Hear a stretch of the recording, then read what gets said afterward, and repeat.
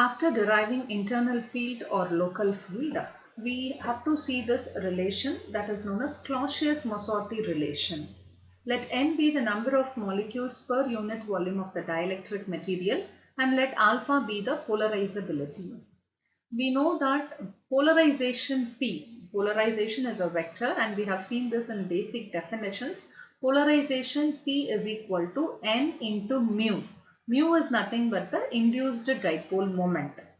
So mu is given by alpha E. Mu is equal to alpha E. But since we know that electric field acting at any point inside the dielectric is going to be given as E int. Okay. So instead of E, we have to put E int. So we have P is equal to N. Mu, the expression for mu is alpha E int. So instead of mu, you write alpha E int. So from here you write what is E int, P by N alpha. And we know the electric displacement vector D. This also we have seen in basic definitions that D is equal to epsilon E.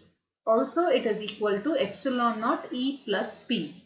So both these expressions give electric displacement vector D. So let us equate these two expressions. So from these two expressions I want P. So let me have P on one side. I'll bring this epsilon naught E to this side. So I will be having epsilon E minus epsilon naught E is equal to P. Since E is common, I will write epsilon minus epsilon naught of E is equal to P. From here, let us write what is E, that is nothing but P by epsilon minus epsilon naught. So let us call this E int equation as equation number 1. Let us call this equation E as equation number 2. Just now we have derived a Lorentz field or local field or internal field. E int is E plus P by 3 epsilon naught. Now instead of this expression E, I am going to substitute equation 2. So E int is equal to P by epsilon minus epsilon naught plus P by 3 epsilon naught. Okay. So let me take P outside. P is common for both the terms. So let me take P outside. So we will be having 1 by epsilon minus epsilon naught plus 1 by 3 epsilon naught because P is here. So take LCM. So what will happen? 3 epsilon naught plus epsilon minus epsilon naught divided by 3 epsilon naught into epsilon minus epsilon naught. Okay. So 3 epsilon naught minus epsilon naught will give us 2 epsilon naught. I have plus epsilon here. Similarly, this 3 epsilon naught, bring it here. So P by 3 epsilon naught will be having. Then we have epsilon minus epsilon naught. Now let us substitute equation 1. E int is P by N alpha. Let us substitute this E int as P by N alpha.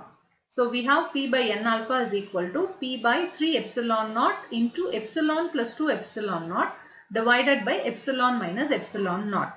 Let us cancel this P and this P. So we will be having 1 by N alpha is equal to 1 by 3 epsilon naught, epsilon plus 2 epsilon naught divided by epsilon minus epsilon naught. Okay. Bring this 3 epsilon naught to this side. Fine.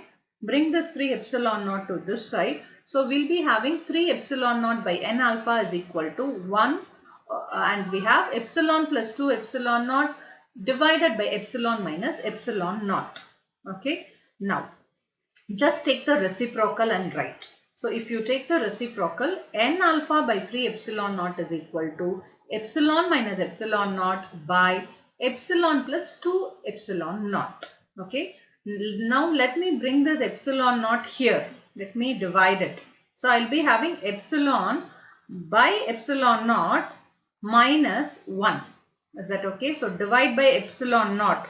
So you will be having epsilon by epsilon naught. If you divide here also by epsilon naught, you will be having 1. So epsilon by epsilon naught minus 1. Same way let us do for the denominator also. Divide by epsilon naught. So epsilon by epsilon naught will be having. Here also divide by epsilon naught. So epsilon naught will get cancelled. We will be having only 2. So epsilon by epsilon naught plus 2.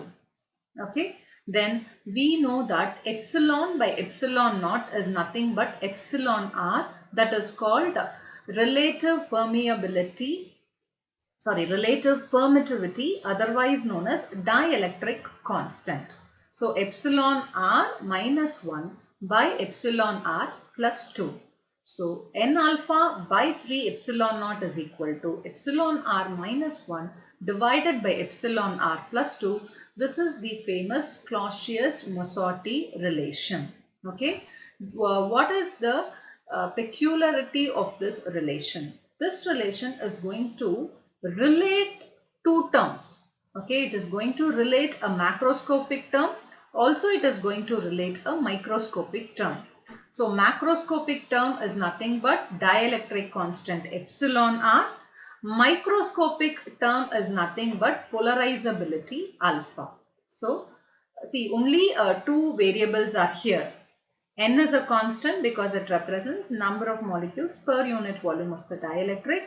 Epsilon naught is a constant. It is nothing but permittivity of free space. It is a constant value. So the two variable terms are alpha, which is known as polarizability, and the other term is going to be epsilon r, which is known as the dielectric constant.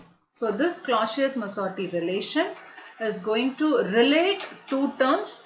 Epsilon r is the macroscopic term, alpha is the microscopic term.